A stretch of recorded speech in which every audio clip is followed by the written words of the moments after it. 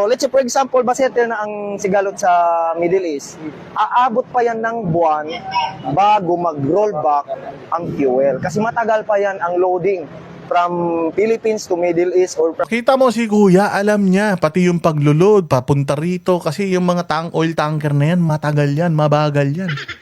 Pakinggan natin yung ating pinakamamahal na presidente patungkol sa kanyang huling statement, kasi hinihinga natin sila ng statement.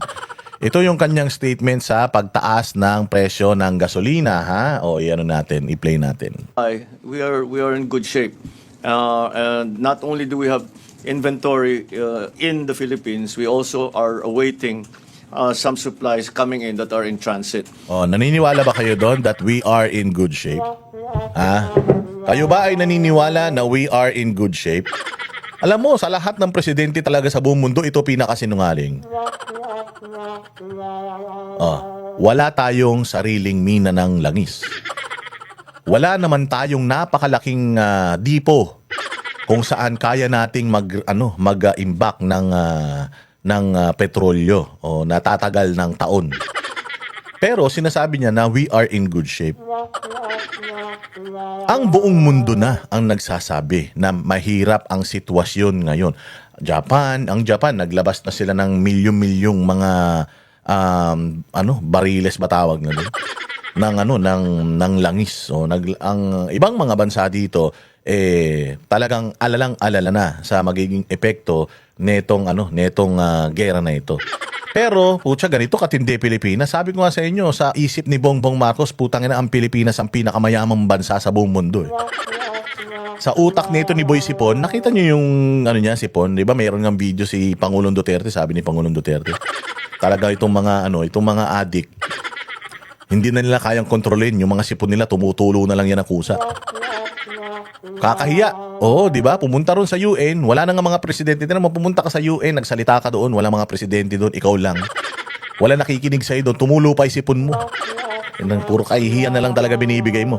Ngayon kung maririnig ng buong mundo itong sinasabi mo na we are in good shape. Putang ina, sa lahat ng bansa sa buong mundo, ikaw lang nagsasabi na we are in good shape. Lahat ng mga bansa sa buong mundo sinasabi nila na maghanda tayo, hindi natin ini-expect ito, medyo mahihirapan tayo, problema ito dahil karamihan ng ating mga ginagamit sa enerhiya dito sa bayan natin nanggagaling dyan, nagkakaroon ng gera, so harapin natin ang katotohanan, magtulong-tulong tayo. Pero itong ulol na ito, we are in good shape? Di ba? Mapapaka ka talaga, we are in good shape. Pucha, ikaw nga hindi ka in good shape eh. We are in good shape. Apakasinungaling mo talaga. Meron daw tayong inaantay na mga shipment coming from other source. Pucha yan. Sigurado ka ba na yung panggagalingan niyan, yung source na yan na sinasabi mo, sigurado ka ba na magbibigay talaga ng petrolyo? Kung yung source mo, kumukuha lang din doon sa Middle East, syempre, yung bansa na yan, na source na yan, itatago rin niya yung stock niya. Syempre, pansariling gamit nila, di ba? Loko-loko talaga eh. We are in good shape. Pucha, matindi na talaga ang anay sa utak nitong tao na to. Habang ang buong mundo nag-aalala, ang gusto niya, wag tayo mag-alala. Paano hindi kami mag-aalala? Ikaw, presidente. Hindi mo nga alam kung paano pauuwiin yung mga kababayan natin sa ibang bansa, sasabihin mo in good shape. Wala kang may ipadalang eroplano papunta ron para pauwiin yung bayan mo, yung mga kababayan mo, sabihin mo we are in good shape. Di ka ba nahihiya na gusto pang tumulong ng Singapore sa atin para lang mapauwi yung mga kababayan mo? Wala kang sariling kapasidad. Sabihin mo we are in good shape. Loko-loko. Ano pa? Ang pinaaral ko lang kung yung mga in transit, baka naman nandun sila sa lugar ng peligro. So, para maging accurate yung kalkulasyon. Loko-loko, di ba? Anong sabi niya? We are in good shape. Meron tayong sapat na imbak ng petrolyo at meron pa tayong ini-expect na mga shipment coming from other source. Ang hindi lang natin sure is kung yung magpapadala sa atin, nandoon ba sila? Sa lugar kung saan nagkakagulo. Abay, gago ka pala eh. Sasabihin mo we are in good shape tas hindi ka pala sigurado. Hindi ka sigurado kung saan manggagaling yung sinasabi mong source. Lahat, buong mundo nag-aantay na madeliveran sila ng mga petrolyo, ng produktong petrolyo galing sa mga bansa na yun na nagigera, hindi lang ikaw. Apaka-special mo naman. Napaka-special mo, special delivery ka. So sabi niya, safe daw tayo, okay tayo, pero hindi niya alam kung apektado yung maghahatid sa atin. Ano mo, ang lakas ng tililing talaga nito. Walang iyan tao na ito. natin. Pero hindi naman daw. Pagsara ng Straits of Hormuz, hindi kasama dun sa kalkulasyon so far. O yun naman pala, yung sinasabi mo. Hindi mo alam kung apektado sila, pero hindi naman daw. Klaseng report to. Ang tokwa tong presidente natin, no? Ano ba tinitira mo kasi? Medyo pahinga-pahinga rin naman sa pagtira para hindi masyadong lutang na lutang. Walang Diyo naman nakaharap ka sa international community tapos ganyan ka magsalita. Ano pa? So, so in terms of supply, but that doesn't mean that we're not doing anything. Naghahanap tayo ng iba't ibang lugar na makapagbigay ng supply sa atin. O, naghahanap, may nahanap ka na. Utsang inang yan. Dapat ang balita rito, huwag kayong mag-alala kasi may nakausap na tayo at nagbigay sila ng assurance sa atin na magpapadala sila sa atin. Ganun. Pero yung naghahanap tayo ng paraan ng ibang source, utsang inang yan, naghahanap ka pa lang, binabalita mo na. Ibalita mo na pag may nahanap ka na. O, magbibigay ang Brunei, magbibigay ang Malaysia ng petrolyo sa atin dahil sobra-sobrang stock nila na bagamat lahat ng mga bansa ngayon ay nag-struggle, napili nila tayo kaya palakpakan natin ang sarili natin. Ganun sana, hindi eh. Huwag kayong mag-alala, naghahanap na may putang ina kailan. Kailan ka makakahanap? Walang yan naman, pinapaasa mo na naman mga Pilipino. Kailan yan? Ano yung mga nakausap yun ng mga bansa? Anong assurance? Meron tayong 80% assurance na madideliveran tayo, ganun. Di, huwag kayong mag-alala, may kinakausap. Putang ina, ang hirap kasi sa inyo, hindi kayo handa, harap kayo sa camera, pag tinanong kayo, magbibigay kayo ng mga false hopes. Bigla kayong magbibigay kayo ng mga kasinungalingan. Kaya tumutulo yung sipon mo eh. Palagay ko utak mo yan. Yung tumulo dyan, hindi sipon. Palagay ko yung utak mo dahil tunaw na. We are talking to many other countries who we normally do not buy oil from. But hopefully we will be able to come to an agreement with them. So wala pang agreement. So wala ka pang dealings. So wala pa. Ba't anong binibigay mong assurance sa mga Pilipino kung wala ka pa namang resulta? Magbigay ka ng assurance pag may resulta na. Let's say for example, nag-commit ang Taiwan na magbibigay sa atin ng ganito. Nag-commit ang Japan na magbibigay sa atin ng ganito. Dapat ganun, hindi yung wag kayong mag-alala. Nakikipag-usap na kami. Sana maganda resulta. Abay putang ina, wala pa palang resulta, niyayabang mo na. Kahit naman ako, kaya ko makipag-usap kahit kanino kahit sa multo. Ikaw nga nakikipag-usap ka sa multo Kasi yung kinakausap mo, baka multo yan baka tatay mo na naman yan. Kahit naman sino pwede makipag-usap kanino. Ang tanong, may resulta ba yung usapan? Yun ang importante. Tangina, usapan pa lang, pinagyayabang mo na. Pag siningil ka na naman dyan, nasa na yung sinasabi mo mga kinakausap mo? Baka nakalimutan mo na yan. Baka hindi mo na matanda na kinakausap mo yung mga. Tsaka ang tanong, gusto ka ba nilang kausap? Baka ayaw ka nilang kausap. Anak ng tinapay, kamantakin mo buong mundo may shortage ng petrolyo dahil dyan sa gera dyan. Tapos sasabihin mo, easy lang kayo, kami bahala. Alanjo. Bopol. And that we will get further supply from them. But the real problem here that everybody is having to deal with is hindi natin alam kung gaano katagal ito. Hindi natin, kasi yung presyo, kung saan pupunta, hindi natin how long, kung tataas man, tumaas na nga, gaano katagal ba yung pagtaas na yun?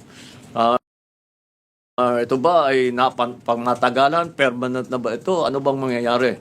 Yun ang problema talaga. Ang problema, ikaw. Ang problema, nandiyan na yung problema na yan. Nagbabadya na yung problema na yan. Alam natin na anytime magiging full-blown yung away ng mga bansa na yan. And alam natin when that time comes, may hirapan tayo. Anong measures ang ginawa ninyo? Meron ba kayong forecasting? Kung mangyari ito, gera na ito at tumagal ito ng 1 taon. Ito ang dapat plano natin. Di ba? Hindi reactive kayo. Nung nangyari yan, dun lang kayo nagplano. Nung nangyari yan, dun lang kayo nag-isip. Tingnan mo, nangyari yan ni repatriation yung pag-uwi lang ng mga kababayan natin na maaapektuhan. Majority, karamihan ng mga Pilipino nandiyan sa Middle East, yung mga OFW natin nandiyan. Ano ang plano mo kung sakaling magkaroon ng gera dyan? Alam mo naman na lagi may gera dyan Simula pa nung panahon ni George Bush, ginigera na yan Iraq, Iran, di ba? Israel, nagigera na dyan sa Diyan sa Syria, kung saan, Afghanistan. 'Di ba? Ang tagal-tagal na nanggigera diyan. Oh, so ngayon, kung halimbawa magkaroon ng full-blown na gera, ano ang contingency plan mo? Sa mga kababayan mo nga wala sa gasolina pa. Mayabang ka. Siyempre, libre kayo gasolina eh. Taong bayan nagbabayad ng gasolina nyo, laging full tank yung mga sasakyan nyo. Paano naman yung mga Pilipino? Wala kayong plano. Sana, bilang presidente ng Pilipinas, nung umupo ka dyan, nakita mo may conflict na doon, sana nagplano ka na. Sino din? Department of Energy, ganito.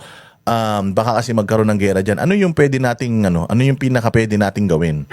Ang supply natin gaano tatagal? Tatagal lang, sir. Itong mga itong mga depot natin ng mga gasolina, ano lang yan. Kung halimbawa walang papasok, kaya lang natin mag-imbak ng enough para sa isang buwan. Ay, mahirap yan kasi maikli yung isang buwan. Ano ba ang kailangan natin para mas mapahaba pa yan? Pwede ba natin gawing 1 year yung supply natin? Kaya ba nating mag-imbak ng ganun? Sir, hindi po, wala tayong facility. Yun ang iproyekto natin. Gumawa tayo ng mga facilities na since wala naman tayong pinagkukunan ng sarili natin na langis, gasolina. Wala tayong minahan ng langis dahil wala naman tayong pera para i-explore yung mga natural gas natin dyan sa mga islang pinag-aawayan. What if gumawa tayo, mag-construct tayo ng mga depots para makapag-imbak tayo ng good for 1 year para kahit na tumaas yung presyo, yung yung merkado natin pagdating sa gasolina, stable. Stable, kaya nating laruin. Kasi nga, syempre, kung 1 year yung supply mo, tapos magkaroon ng problema doon, hindi tayo masyadong maapektuhan. Pagka naubos yung stock natin, habang naubos, i-replenish natin. Medyo nagmamahal na yung pinang-replenish natin. Pero at least, malalaro pa din natin. Diba?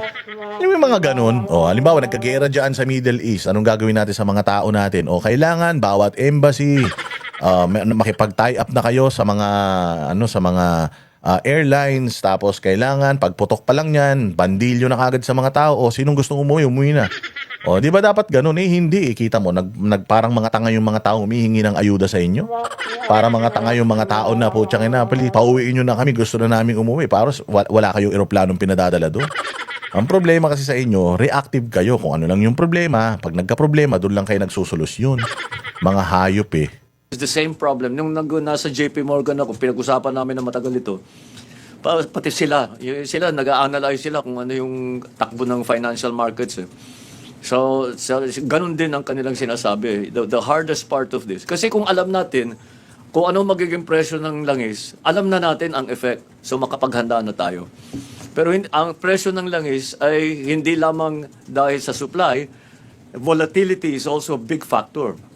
Pag hindi tayo nakakasiguro kung gaano katagal pa ito, even the supply will be affected. Kasi yung mga supplier ng langis, syempre sasabihin nila, yung nasa amin, hawakan muna namin. Yun naman pala alam mo naman pala yun eh.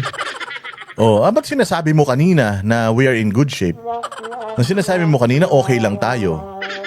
Yan naman pala, alam mo naman pala na medyo delikado yan. Dahil syempre, kung may shortage sa buong mundo, meron akong mina, uunahin ko yung bansa ko. So paano ngayon yan, Bongbong? Ngayon yung sinasabi natin na wala kang sariling minahan, nakaasa ka lang sa iba, nakaasa ka sa merkado. So anong gagawin mo? Mag-imbak ka na ng marami. Hindi ba ganun naman? Mura ang bigas ngayon. Bumili na tayo ng maraming bigas, mag-imbak tayo. Para kasi kapag naging mahal ang bigas, doon pa lang tayo mag-imbak, lugi na tayo. Habang mura ngayon, mag-imbak na tayo ng marami-marami. Para kung halimbawa man, tumaas ang presyo ng bigas, marami tayong imbak, hindi tayo maapektuhan ng pagtaas ng presyo. Hindi ko alam kung posible to, pero kung naggawa tayo ng maraming mga oil depot sa Pilipinas, kaya sana maglalas ng supply, kaya lang wala eh. Wala, sabagay, wala naman ding utak to eh. Baka maipit kami pag pinagbili namin ito, tapos tumagal ito, kami naman ang mauubusan. So they can be very conservative or less so. Depending again on the planning horizon, kung tawagin. If it's going to last this long, 1 month, 2 months, or 1 week, whatever it is. But we don't know. That's the problem. So we don't know, wala na. Hindi natin alam. So yun ang problema. So okay ka na doon. Hindi ka na mag-iisip ng paraan. Wala kang plano na in place. If ever this will last 2 months, 3 months, 4 months, 5 months, 6 months to 1 year, wala kang contingency plan. ba't mo binibigyan ng ano? Ba't mo sinasabi sa tao na okay lang tayo? Ba't sinasabi mo sa tao na maayos ang supply natin? Kung ikaw pala sa sarili mo, alam mo na hindi mo alam kung kailan matatapos ito.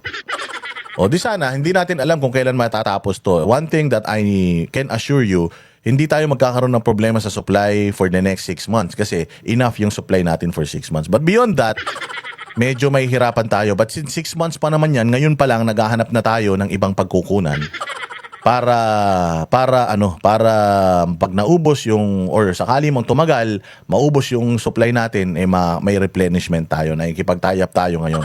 Huwag kayo mag-alala. Dapat ganun. Hindi. May kausap na tayo na magsusupply sa atin when push comes to shove. Or if ever na humaba to ng 1 taon or more than that. Oo, at saka hingi ako sa inyo ng tulong na wala namang bansa na dito ready sa ganito.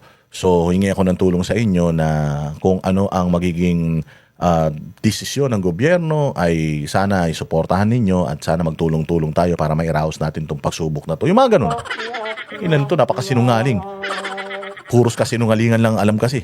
Not know how long it's going to last, when the actual war is going to end, what the end will look like, and how it will change, how everything will change. Dahil kahit ano pang mangyari, ay talaga magbabagong sistema. And what will that new system look like? So anong plano mo when the system changes? Kung ano nang in place na mga plano mo? Sana sinabi mo na diyan. Ito yung mga plano natin if ever na hindi matatapos kasi yan bongbong . Yung away ng mga yan panahon pa ni Kristo . Biblical yan . Sabi ko nga sa inyo, itong mga Palestino at itong mga Hudyo, galing to sa isang lahi lang ni Abraham . Noon pa nag-aaway-aaway na mga ito . Hanggang ngayon nag-aaway. So paano mo sasabihin matatapos yan in 1 year, 2 years? Hindi. Hindi matatapos yan. Habang may tumitibok na puso buhay yung isa sa mga yan, mag-uubusan ng lahi yan. Ano ang plano mo sa mga ganong instances? Nga. Speeches na walang kakwenta-kwenta. Akala ko ba nagtapos ka sa Wharton? Buta ganyan ba tinuturo sa Wharton? Puros katangahan. Those are the unknowns that we are having to deal with now. Alam mo, dapat kasi dito BBM, mag-set ka ng proper expectations. Proper expectations, okay lang naman, matatanggap naman namin because these are unforeseen circumstances. Pero, this has been going on for a long time. So, kailangan, ikaw bilang leader ng isang bayan, dapat ikaw forward thinking ka. Hindi ka yung reactive, dapat proactive ka. If ever this happens, dapat laging worst case scenario, meron kang plano. Hindi yung putang ina. Sabi ko nga sa si Bongbong Marcos, Pilipinas na. Tingnan niyo to, gasoline boy lang, mas matalino pa sa kanya. Hindi na yan makontrol ngayon ng mga DOA kung mag-increase man bawat litro ang mga gasoline station. It is because wala talaga supply unless the DOA will prepare the price protection sa mga gasolinahan. At saka Tingnan mo. Si Kuya, taga Caltex si Kuya, gasoline boy lang. Hindi naman natin minamaliit. Pero sigurado naman na mas mababa ang trabaho na ito kaysa sa isang presidente. Napakalayo ng diferensya ng isang gasoline boy sa isang presidente. Pero tingnan mo kung paano mag-isip ang isang gasoline boy kumpara mo sa presidente ng Pilipinas na tumutulo yung uhog. Di ba? Ito siniset ni Kuya na gasoline boy. Siguro nagtanong sa kanya, Kuya, ang taas na presyo ng gasolina. Paano ba to? Hanggang kailan to? Si Kuya gasoline boy, may sagot siya. Sa totoo lang, mahihirapan tayo. Hindi kayang kontrolin ng Department of Energy yan. Kasi ganito, kasi ganyan. May mga ganun na sinasabi si Kuya. Buti pa si Kuya, merong alam yung presidente. Wala man takin mo ang opening statement ng presidente na we are in good shape. Kuya, totoo ba na we are in good shape? fair din sila na dapat may mga consistent supply sa bawat gasolina. So that was the time na pwede sila magsabi na huwag itaas ang presyo. Yan yung sinasabi ko. Sabi ni Kuya, sa mga gasolinahan, basta may consistent supply, mayroong supply, hindi sila pwedeng magtaas. But pag naubos yung supply, ayun na. Doon na tayo ngayon magkakaproblema. Diyan ngayon lalabas yung sinasabi ko sa inyo na kailangan marami tayong supply na nakaimbak sa Pilipinas. Saan? Sa mga gasolinahan, hindi lang sa gasolina. Maliliit lang mga tangke niyan eh. Dapat gumawa tayo ng maraming mga oil depot na mapag-iimbakan natin ng gasolina good to last for at least 1 year. At least 1 year. O kapag ka meron tayong ganong karaming imbak, o di kahit gano'ng magkaroon ng gera dyan, sa loob ng isang taon, sufficient yung ano natin, yung supply, at hindi masyadong gagalaw yung presyo, kayang i-sustain for 1 year. Kaya nga sabi ko nga sa inyo, tingnan mo, ang Kingdom of Jesus Christ ni Pastor Apollo Kibuloy. Alam mo ba ang forecasting nila? Forecast nila na if something happens sa Pilipinas, if let's say, magkaroon ng taggutom sa buong mundo, alam mo ba na ang Kingdom of Jesus Christ, mabubuhay nila yung mga sarili nila for the next 3 years? 3 taon. 3 years. Yun ang sinasabi ng Kingdom of Jesus Christ. Yun ang sinasabi ng mga members. Kasi bakit? Meron silang may sarili silang taniman, meron sarili silang palayan, may sarili silang taniman ng ganito, ng ganyan, ng ganito, ng ganyan. So, kung yung kingdom citizens lang, ilang milyon sila, kaya nilang pakainin yung mga sarili nila, good for 3 years. Kahit daw hindi sila kumilos, kahit daw hindi sila gumalaw, mabubuhay sila ng 3 taon. Ganoon nilay ni Pastor Kibuloy yung forecasting niya ng wealth ng kanyang kingdom nation. Pantakin mo dito sa Pilipinas, meron ba tayong ganyan? Wala. Ito nga, sabi ko nga sa'yo, ilang araw pa lang naggegera tong mga to. Hirap na tayo eh. That's because yung mga taga-gobyerno natin, hindi nila iniisip yung mga ganyan. Magkakaroon ng kagutuman, baka biglang magkaroon na naman ng COVID, magsarado na naman ang ekonomiya. Kasi grabe na talaga ang sitwasyon ngayon. Hindi lang sa missile tayo pwede mamatay, pati sa sakit. Yung mga sakit ngayon nagmutate. Ibig sabihin, yung dating lagnat lang, nagiging COVID na. Yung dating dengue lang, nagkakaroon na ng mga kidney failures and kung ano-ano pa. So parang lumalala lahat. So pagdating ng mga panahon na may mga mangyaring ganito at kailangan at talagang tumigil ang ikot ng mundo, 3 taon mabubuhay ang mga taga-KOJC. Ang mga Pilipino, wala. Bakit? Putang ina, paano? Habang buhay ng mayaman ang mga putang ina niyan dahil mga magnanakaw. Pera ng gobyerno, 805 billion ninanakaw ng mga hudas na yan. So, ang pinaplano lang nila yung buhay lang ng sarili nila, buhay ng pamilya nila, mga anak nila, kabit nila, mga anak nila sa labas, mga kalaguyo nila. Yun lang ang kumbaga nakaplano. Pero yung buhay ng mga Pilipino, wala talaga silang plano. Diyan ngayon lumalabas yung sinasabi nito ni Kuya Gasolinahan na kung enough ang supply ng gasolinahan namin, hindi kami magtataas. Pag naubos siya, magtataas. Wala tayong magagawa ron. Why? Bakit, kuya, wala tayong magagawa? At the same time, wala nang dumarating na order from Middle East. So, alam din nila na hanggang April 15 na lang ang fuel ng Pilipinas. So, yun na lang. So sabi nila sir, hindi sila nagsusunod. Wala. Wala na yun. Yun talaga. Wala tayong magagawa kasi wala tayong supply sa Pilipinas unless mag-allow ang Brunei at saka Malaysia. Pag allow tayo magdala dito ang Brunei at saka Malaysia, possible tayo. Pwedeng bumaba yung fuel. Pero so, after April, pagka naubos yung supply natin, if ever matapos yan at bumalik sa normal, matagal bago yan makarating sa atin, bago mapuno ulit yung mga imbakan natin, bago ma-replenish yung stock. So, talagang ang i-expect natin, ganito talaga kataas. Kung 150 pesos per liter, magiging ganun until mag-normalize lahat, which is hindi natin alam kung kailan. So alam ni Kuya, siniset na ni Kuya yung expectations ng mga nagpapagasolina sa kanila na yung mga nagpa-full tank kayo, tipirin nyo yan. Bakit? Nako, matagal ito. Matagal ito kasi ganito, ganyan. Meron siyang mga paliwanag. Si Bongbong, wala. Puros kaululan. Middle East papunta sa Pilipinas. So doon pa lang tayo magkakaroon ng mga konting rollback. Pero as of now, nawala talaga. Yes. O, diba? Siniset niya na expectation, hindi niya binubudol yung mga nagpapagasolina sa kanya. Hindi katulad ni BBM na binubudol niya na naman yung mga Pilipino at sinasabi niya na, huwag kayong mag-alala. Maayos ang supply ng Pilipinas, ganito, ganyan. Diba? Luka-luka eh. Tarantado talaga eh.